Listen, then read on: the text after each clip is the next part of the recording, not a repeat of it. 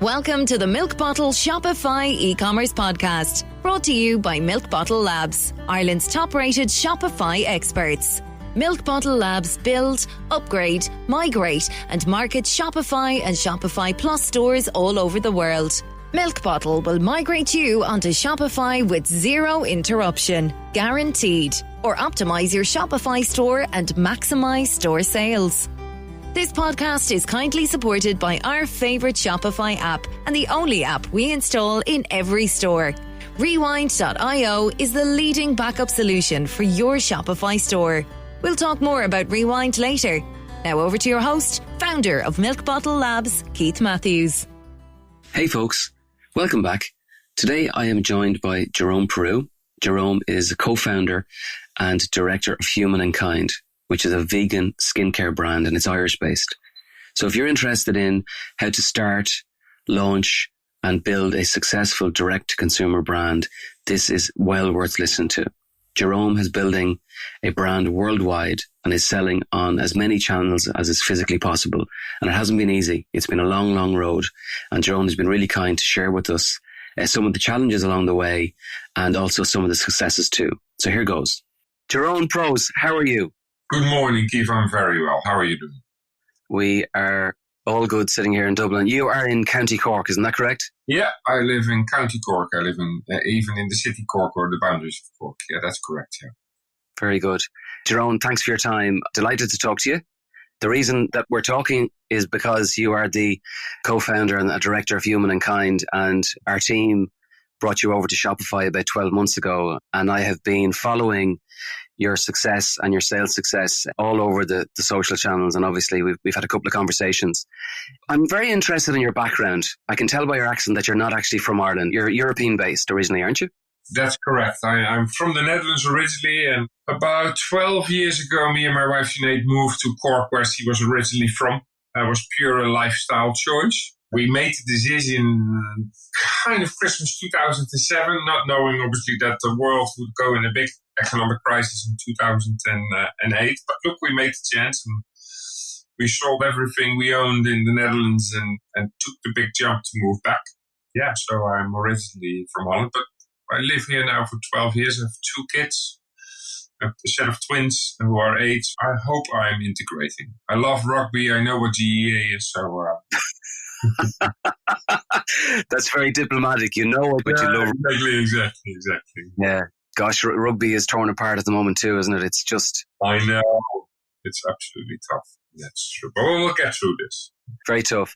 So, Jeroen, we'll talk about Shopify and we'll talk about the wonderful successes you've had. I mean, you guys are selling all over the world. There's no doubt you have created a wonderful brand and you've struck a chord with the users across the world. But before we get there, can you give us some indication of the history of the brand? Because I know our previous conversations, this is something that you have had in your head for a long, long time.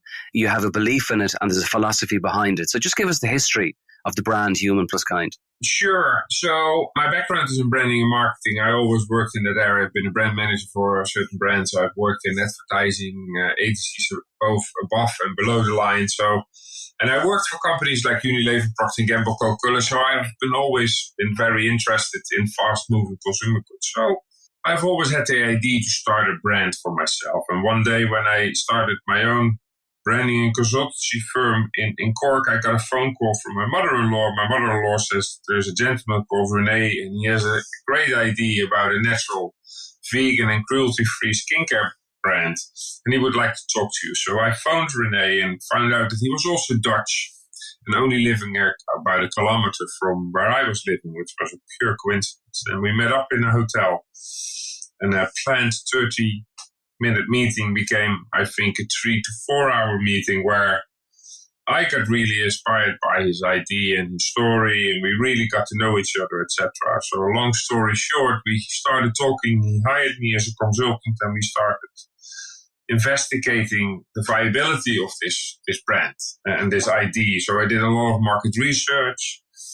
I looked in where the gaps were in the market.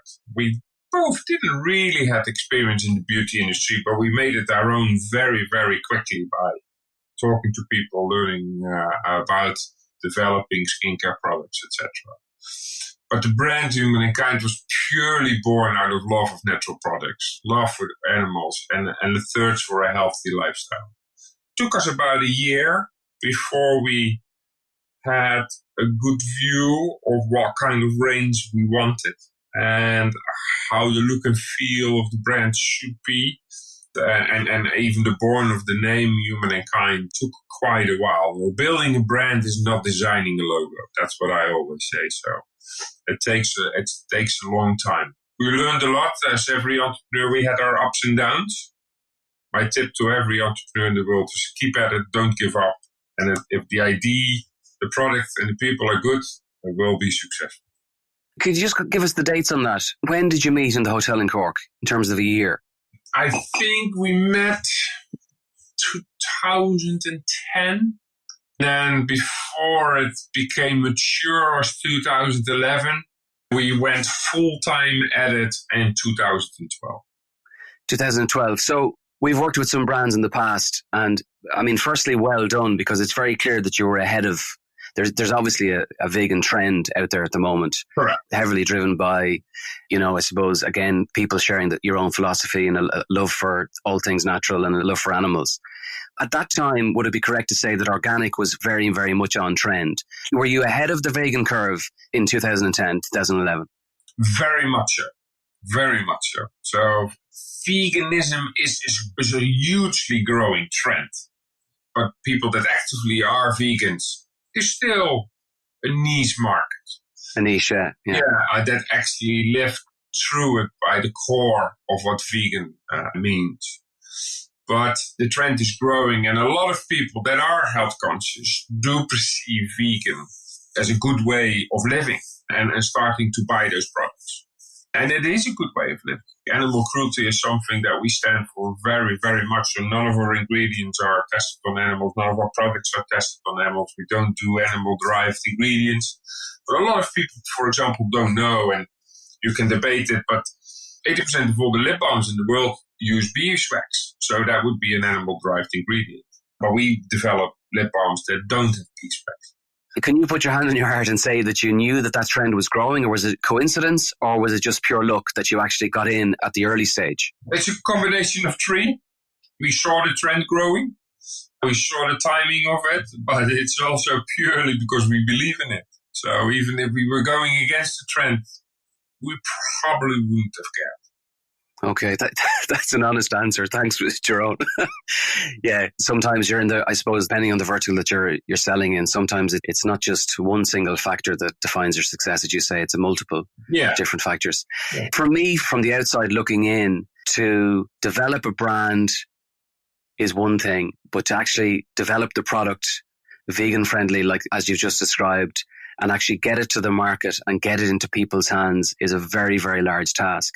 From the time that you actually conceived, let's say, your first product, what was your first product? Our first product was our family remedy. So from the time that was conceived, Jeroen, to the time that you actually sold your first product to a consumer in a store or online, how long would that have taken?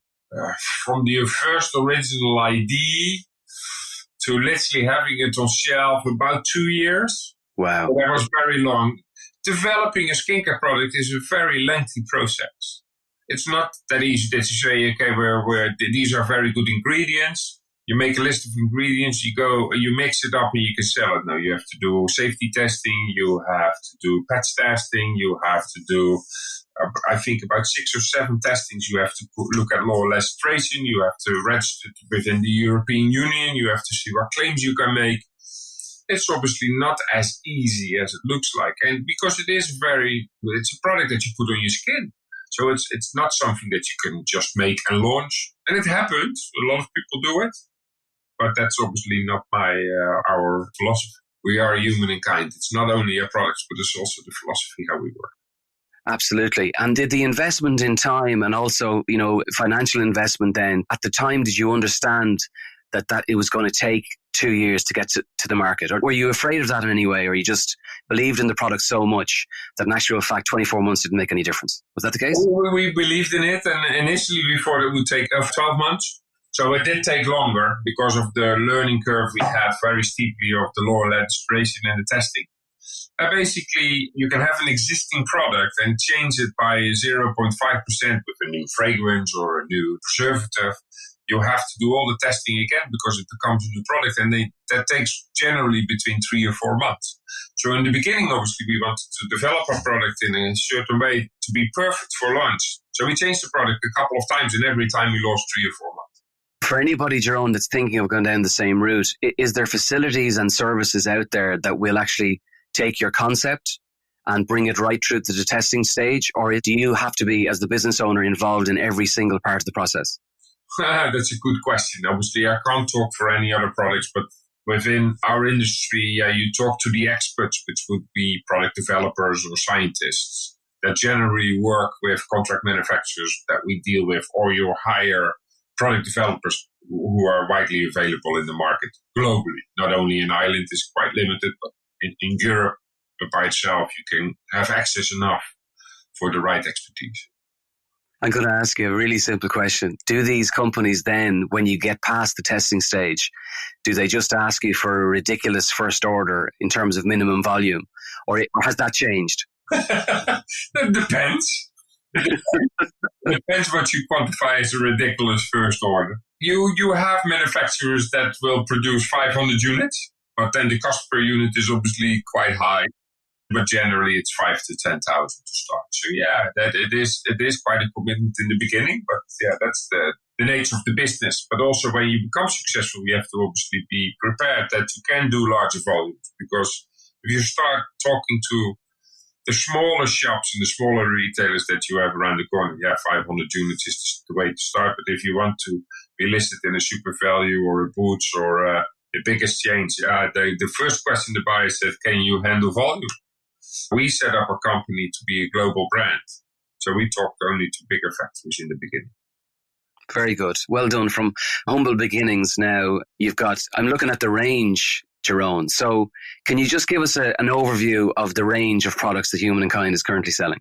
Sure. So within our natural cruelty-free and vegan range, we have a face care regime, a lip care regime, hand care, body care, and recently also we have started our first shampoo and conditioner. So hair care is an area where we're going to go in. And that has been extended with a lengthy gifting range as well. We also have a hotel amenity range. So in 15,000 hotel rooms in the US, you can find Human+Kind in your bathroom when you stay in those hotels. For example, also on Turkish Airlines, you will find our lip balm. So our range is pretty extensive. We export currently to about 15 countries, but online is growing and growing. That I have to say, and we're focusing more and more. So even in these difficult times currently, we're hiring 2 people to strengthen our online team. Let's take a short break, and I'll share the one app we install on every Shopify build. The team at Rewindio have developed the leading backup solution for Shopify. Did you know there is no way of recovering lost data from a Shopify store? Rewindio automatically backs up your store data. In the event of a data loss, usually due to human error, Rewind enables you to rewind your store back to its previous state. It's so simple and is used by some of the world's leading Shopify agencies, such as Kurt Elster of EtherCycle and Kelly Vaughan at the Tap Room. If your store is gaining traction, you may have multiple users making changes. Often store owners allow team or app developers enter a store to add code. Sometimes mistakes happen and data gets deleted. You can reduce your business risk today and prevent a costly catastrophe by installing the Rewindio app on your Shopify store. Get your first month of Rewind for free by simply responding to any of the welcome messages or emails you receive after you begin your 7-day trial and mention this podcast. Now, back to the interview. That's great. So when people talk about online, big trend in the States at the moment is the term D2C, which is direct to consumer. So you're obviously D2C by using your website, and we brought you over from WordPress last year over to Shopify. So was your WordPress store your first channel, or were you in retail at the same time before you met us? It was pretty much the same time.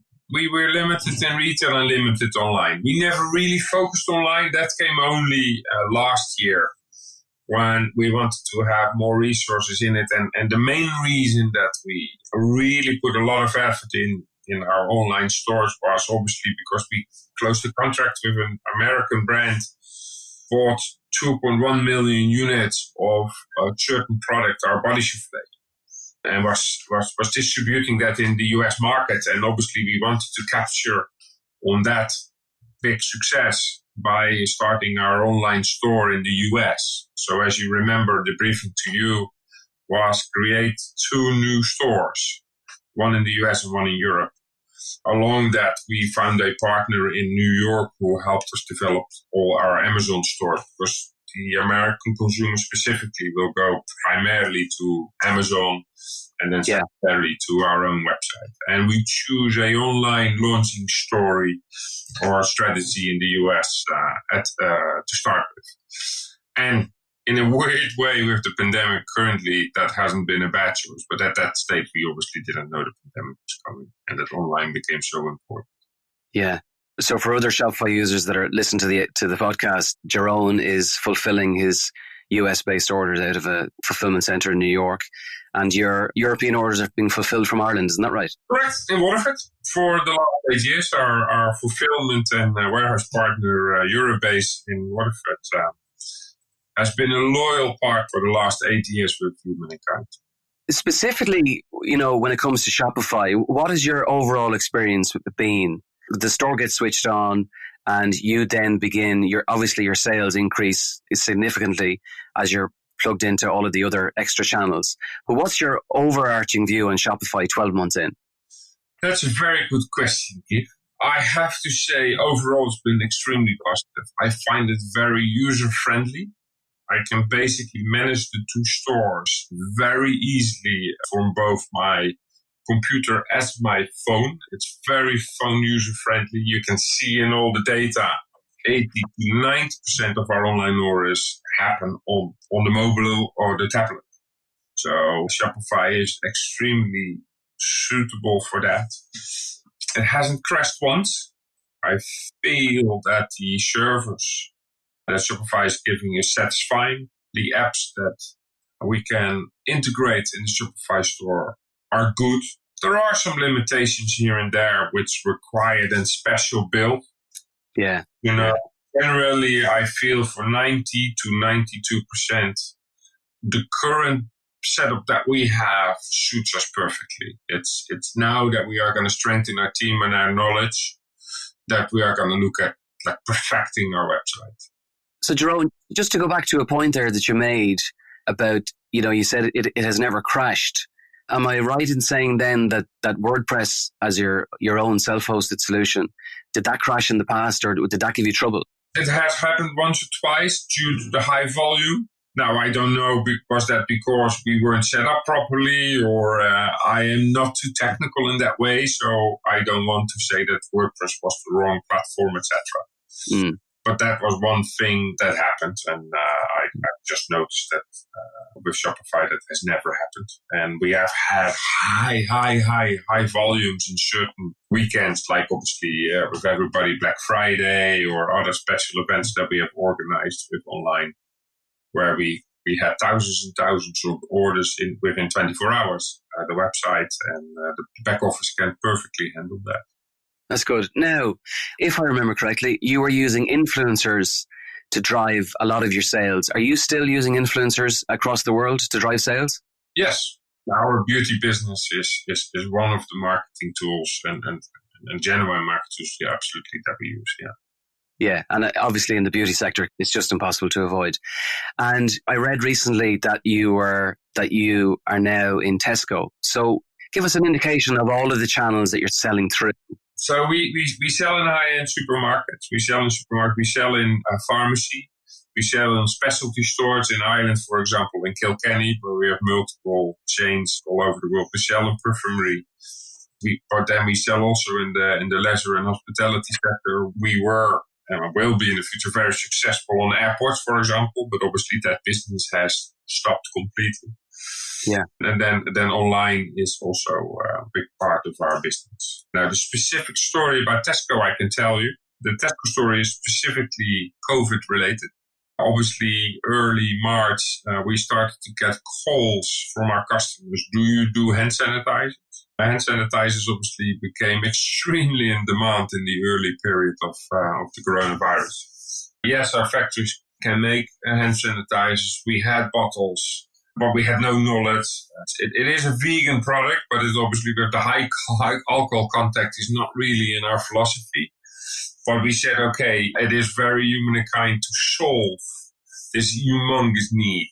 We jumped into to help and serve the Irish population to have a vegan-friendly hand sanitizer.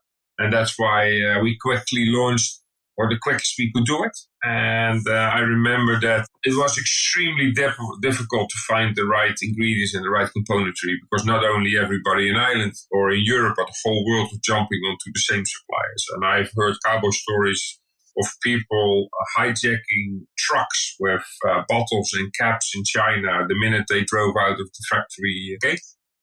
That pricing quadrupled or fivefolded. It was incredible. It was a minefield, and I worked day and night together with my business partner Jeremy, also to get the products officially listed by the Irish Agriculture Department. That was necessary, and I can't thank them enough how flexible they were and open to shorten that lengthy process from about 6 months to about 2 weeks.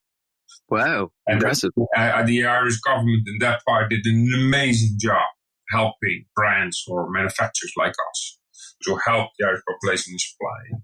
And I literally posted on our social media channels that we have hand sanitizers available. And Tesco contacted me and we started talking. And I think since July we are selling our hand sanitizers in all Tesco stores in Ireland.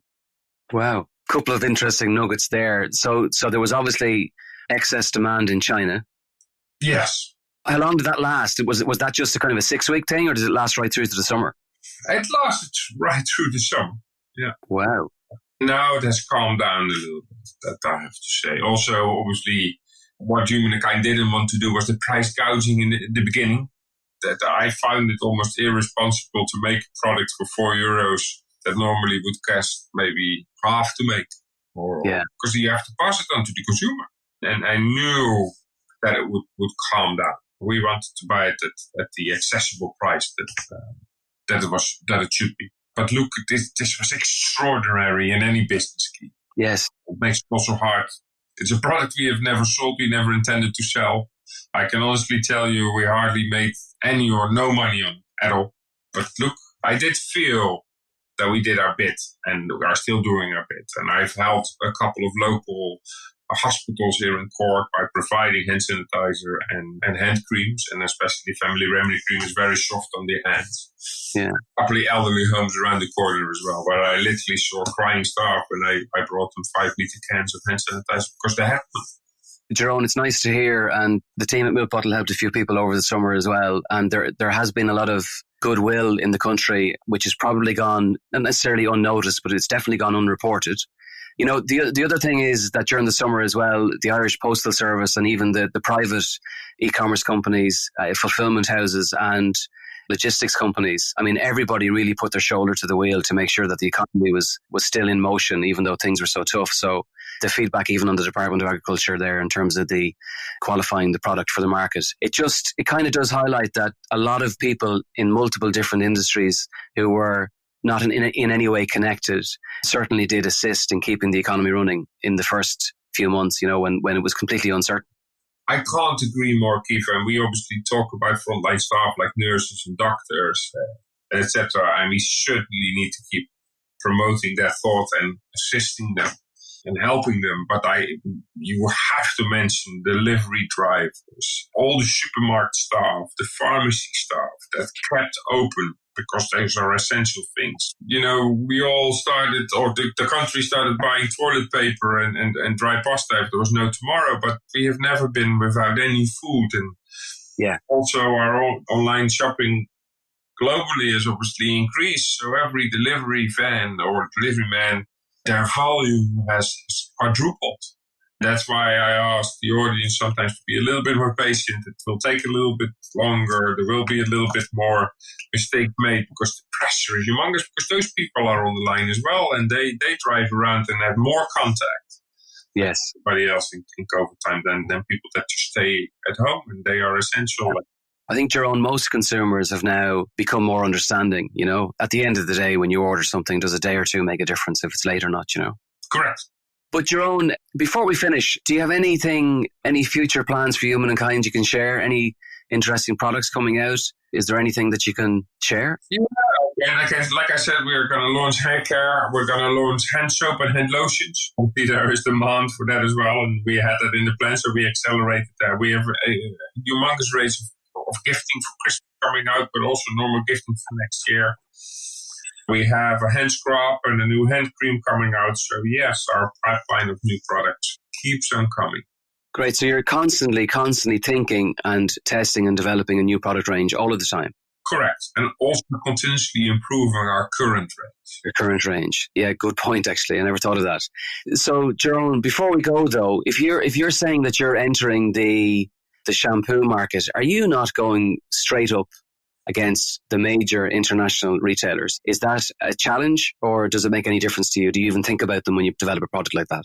Of course, we think about that, but it's the same answer with all of our other ranges. Yes, you always fight against the bigger, all unique, different brands like us. There is room for us. And we don't have the huge marketing budgets, obviously, that the multinationals have. But you can wash your hair with the same brand for the last 20 years, which could be a chemically loaded product. I invite all those people to try our naturally derived, cruelty-free and vegan shampoo for the same price.